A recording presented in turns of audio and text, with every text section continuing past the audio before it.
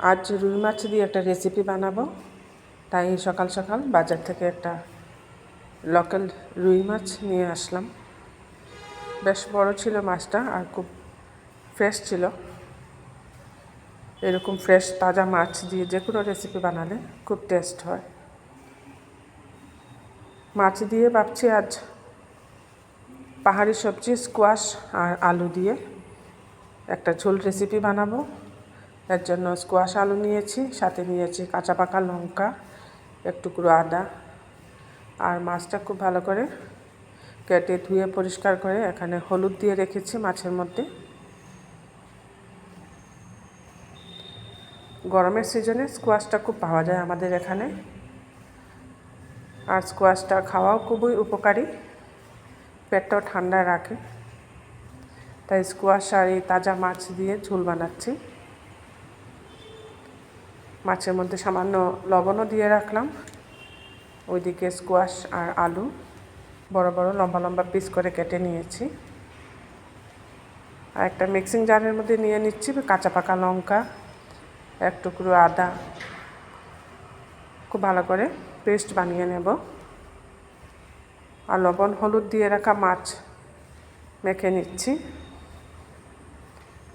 আজ এই রেসিপিটা একদম কম মশলা দিয়ে বানাবো, আর লাল গুঁড়া লঙ্কাটা দেব না, এর জন্য এখানে কাঁচা পাকা লঙ্কা নিয়ে নিয়েছি। গ্যাসে একটা কড়াই বসিয়ে দিয়েছি, এর মধ্যে দিয়ে দিয়েছি সরষের তেল। মাছ রেসিপিটা সরষের তেলেই ভালো লাগে খেতে। তেলটা খুব ভালোভাবে গরম করে নেওয়ার পর মাছের পিসগুলো দিয়ে দিচ্ছি।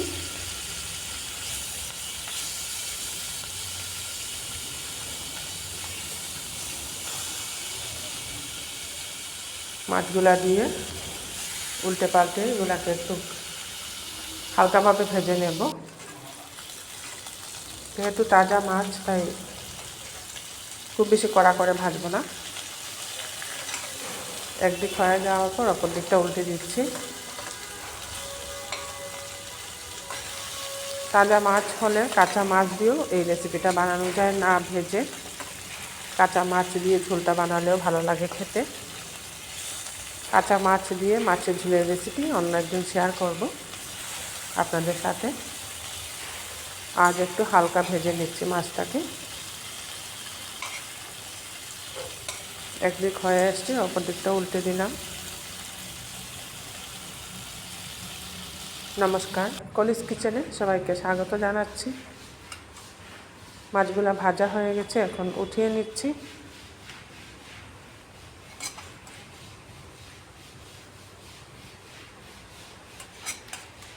আর স্কোয়াশ হচ্ছে একটা পাহাড়ি সবজি। যে কোনো পাহাড়ি অঞ্চলে এই সবজিটা গরমের সময় খুব বেশি হয়ে থাকে।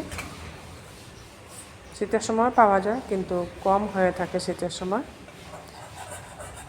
আমাদের এখানে এই সবজিটা দামও অনেক কম থাকে, আর খুব বেশি পাওয়াও যায়।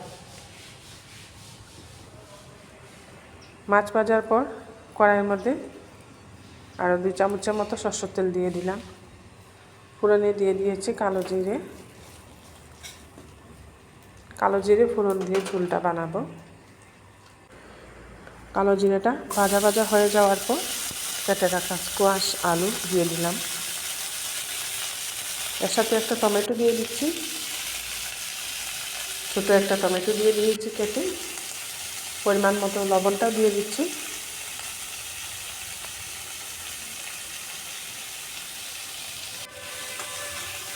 এবার একটু হালকাভাবে নাড়িয়ে নিচ্ছি।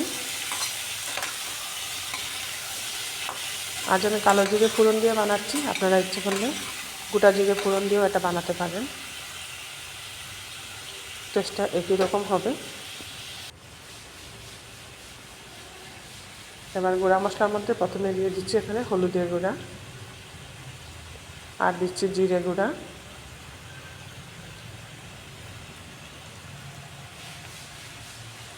আর সামান্য ধনে গুঁড়া দিয়েছি। আর প্রথমে আমি বলেছি এখানে লাল লঙ্কার গুঁড়া দেব না, তাই কাঁচা লঙ্কা আদার যে পেস্টটা বানিয়ে রেখেছিলাম এটা দিয়ে দিয়েছি। এবার খুব ভালো করে কষিয়ে নিতে হবে।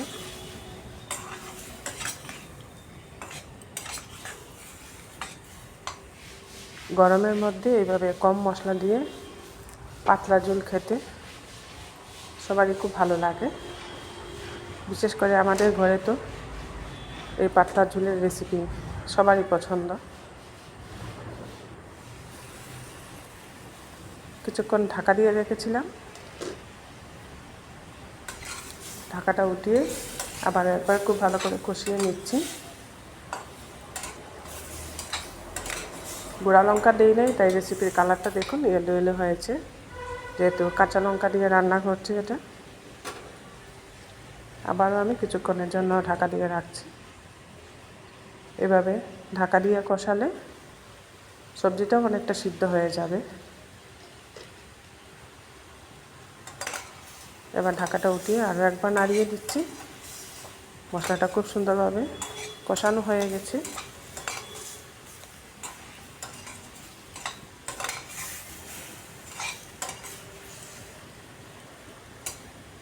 এবার ওর মধ্যে দিয়ে দিচ্ছি পরিমাণ মতো জল। প্রথমে এখানে মিক্সি জারটা দিয়ে জলটা দিয়ে দিলাম, এতে করে মিক্সির জারের মধ্যে যে মশলাটা রেখেছিল সেটাও নষ্ট হলো না। এটা যেহেতু ঝোল রেসিপি বানাবো তাই জলটা একটু বেশি দিয়েছি। আর স্কোয়াশ তো নরম সবজি, বেশিক্ষণ লাগবে না সিদ্ধ হতে,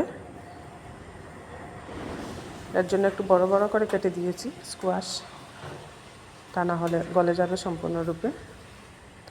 আর সবজিগুলা সিদ্ধ হবে কিন্তু আস্ত থাকলে ঝোল রেসিপির মধ্যে ভালো লাগে। এবার ঢাকা দিয়ে কিছুক্ষণ রান্না করছি।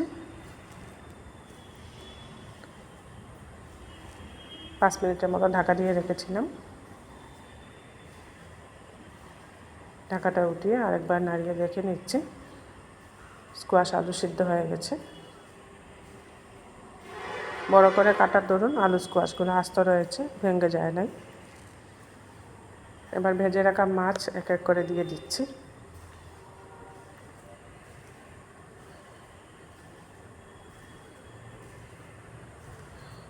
এটা আমি রুই মাছ দিয়ে বানাচ্ছি, আপনারা যে কোনো বড় মাছ দিয়ে এই রেসিপিটা বানাতে পারেন।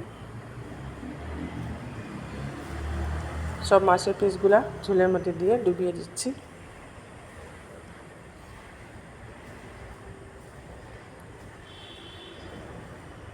এবারও আবার 2 মিনিটের মতো ঢাকা দিয়ে খুব ভালো করে ফুটিয়ে নেব, এতে করে মাছের ভিতরেও মশলাটা খুব সুন্দর ঢুকবে। ঢাকাটা সরিয়ে আপনাদের দেখিয়ে নিচ্ছি। হয়ে আসছে। একটা সার্ভিং বলে আমি নামিয়ে নিচ্ছি। যেহেতু এটা ঝোল বানাচ্ছি তাই এর থেকে বেশি শুকনো করব না, এতটুকু ঝোল থাকলে ভালো লাগবে। তৈরি করে নিলাম স্কোয়াশ আলু কাঁচা লঙ্কা দিয়ে রুই মাছের একটা পাতলা ঝোল রেসিপি। আর রুই মাছের মাথাটা কিন্তু আমি ভেজে রেখেছি, ওইটা ঝুলে দেই নাই, ওইটা দিয়ে আলু দিয়ে একটা ঘন্ট রেসিপি বানাচ্ছি। এর জন্য কড়াইয়ের মধ্যে দিয়ে দিলাম সরষের তেল। তেলটা গরম হয়ে যাওয়ার পর এখানে 1 মুঠো চিড়ে ভেজে নিচ্ছি। চিড়ে আলু দিয়ে ঘন্টটা বানাবো। 1 মুঠো চিড়ে মুচমুচে করে ভেজে নিচ্ছি।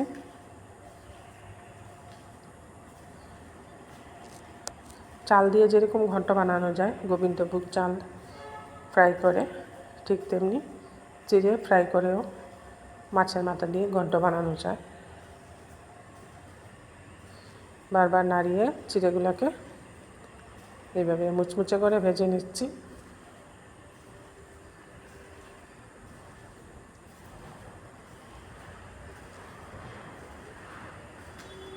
চিড়েগুলো প্রায় ভাজা হয়ে গেছে।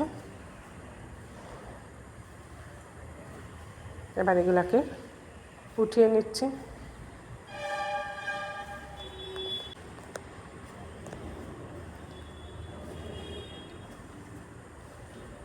চিড়েগুলো একটা প্লেটে উঠিয়ে এখানে আরও 1 চামচের মতো সরষের তেল দিয়ে দিলাম।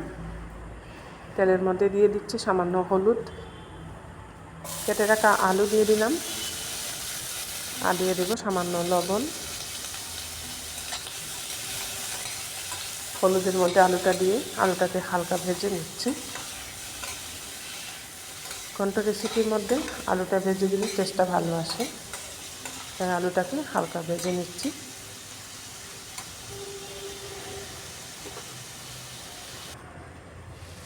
কিছুক্ষণ ঢাকা দিয়ে ভাজছি, এতে করে আলু সিদ্ধ হয়ে যাবে, 50%-এর মতো কুক হয়ে যাবে ভাজার সময়।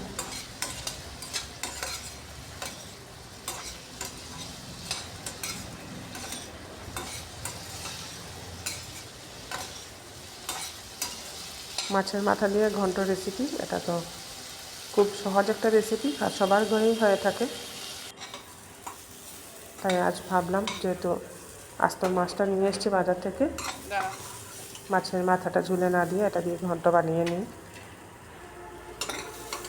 আলুগুলো ভেজে নিয়েছি, এগুলোকে উঠিয়ে নিচ্ছি এখন। আর মাছের মাথাটা যেহেতু আগেই মাছের সাথে আমি ভেজে রেখেছি, আরও একবার এখানে তেল দিয়ে দিলাম, বড় চামচের 1 চামচ তেল হবে। ফোড়নে দিয়ে দিচ্ছি গোটা জিরে, গোটা গরম মশলা। ফোড়নটাকে এখন একটু খুব ভালো করে ভাজা ভাজা করে নিতে হবে। ফোড়ন থেকে জিরে আর গরম মশলার গন্ধটা যাতে খুব সুন্দরভাবে বেরিয়ে আসে।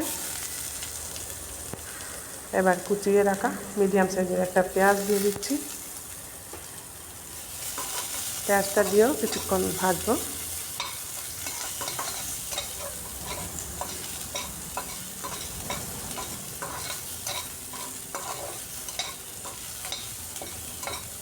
পেঁয়াজটাকেও কিছুক্ষণ লাল লাল করে ভেজে নিচ্ছি।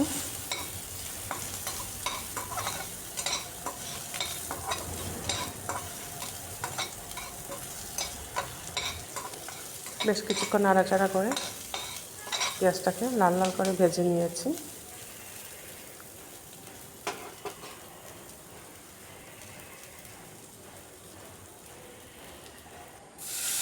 এবার এর মধ্যে দিয়ে দিচ্ছি সামান্য জল দিয়েছি এর জন্য, যেহেতু এর মধ্যে গুঁড়া মশলাগুলো দেবো। এবার এর মধ্যে এক এক করে গুঁড়া মশলাগুলো দিয়ে দিচ্ছি। প্রথমে এখানে দিয়ে দিলাম হলুদে গুঁড়া, জিরে গুঁড়া, ধনে গুঁড়া, আর দিচ্ছি সামান্য লাল লঙ্কার গুঁড়া। অল্প লাল লঙ্কার গুঁড়া দিলে ভালো লাগে, একটু একটু ঝাল হবে। দিয়ে দিচ্ছি কুচিয়ে রাখা আদা। জলের মধ্যে সব মশলাগুলো দিয়েছি যাতে পুড়ে না যায়। এবার মশলাগুলোকে একটু কষিয়ে নিতে হবে যাতে সব মশলারই কাঁচা গন্ধ চলে যায়।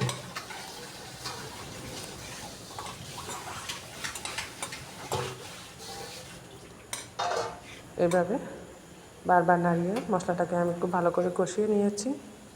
দিয়ে দিচ্ছি ভেজে রাখা আলু আর মাছের মাথা একসাথে দিয়ে দিয়েছি। পরিমাণ মতো লবণটাও দিয়ে দিলাম। লবণটা দিয়ে এবার খুব ভালো করে কষিয়ে নিতে হবে মশলার সাথে আলু আর মাছের মাথা। আমার এই দুইটা রেসিপি আপনাদের ভালো লাগবে, বানিয়ে খাবেন, কমেন্টে জানাবেন টেস্টটা আপনাদের কীরকম লাগলো। আর রেসিপিগুলো যারা ফেসবুক থেকে দেখছেন ফেসবুক পেজটা ফলো করে নেবেন, আর যারা ইউটিউব থেকে দেখছেন কলিজ কিচেনটা সাবস্ক্রাইব করে নেবেন, আর পাশে থাকা বেল আইকনটা প্রেস করবেন। এতে করে যখন এরকম নতুন নতুন রেসিপি আপলোড করি সাথে সাথে নোটিফিকেশনটা পেয়ে যাবেন। খুব ভালো করে কষিয়ে নেওয়ার পর দিয়ে দিচ্ছি এর মধ্যে পরিমাণ মতো জলটা দিয়ে ভালো করে নাড়িয়ে নিচ্ছি আলু আর মাছের মাথাটা।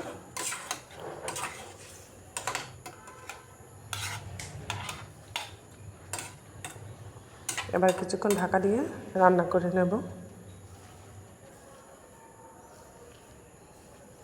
5 মিনিট ঢাকা দিয়ে রান্না করার পর ঢাকাটা উঠিয়ে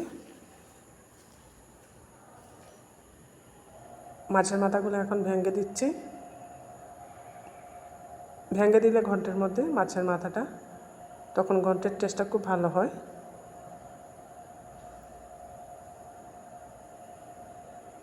ভেঙে দিয়ে আলুর সাথে খুব ভালো করে মিশিয়ে নিচ্ছি, এতে করে মাছের গন্ধটাও খুব সুন্দর যাবে রেসিপির মধ্যে।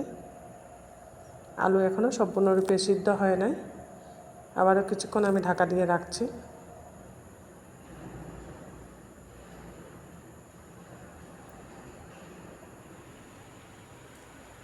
আরও 5 মিনিট ঢাকা দিয়ে রাখার পর ঢাকাটা উঠিয়ে এখন দেখে নিচ্ছি আলু সম্পূর্ণরূপে সিদ্ধ হয়ে গেছে কিনা।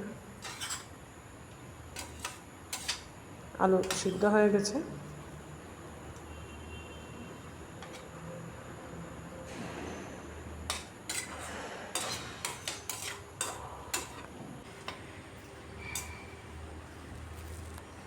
আলুটা সিদ্ধ হয়ে গেছে। এবার উপর থেকে ভেজে রাখা চিড়েটা দিয়ে দিচ্ছি। গ্রেভিটা এর বেশি শুকনো করব না, ভাজা চিড়ে দিয়েছি আর সাথে আলু আছে, এটা ঠান্ডা হয়ে যাওয়ার পর গ্রেভিটা অনেক গাঢ় হয়ে যাবে। নামানোর আগে সামান্য গরম মশলা দিয়ে দিলাম এর মধ্যে। সব কিছু দিয়ে আরও একবার খুব ভালো করে নাড়িয়ে নিচ্ছি।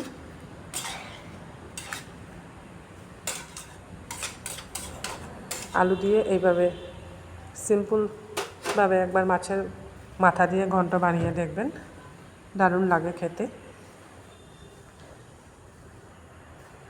একটা সার্ভিং বলে নামিয়ে নিলাম। তৈরি হয়ে গেল আজকের 2টা রেসিপি। আমার এই 2টা রেসিপি ভালো লাগলে একটা লাইক করে দিবেন, অবশ্যই সবার সাথে শেয়ার করবেন।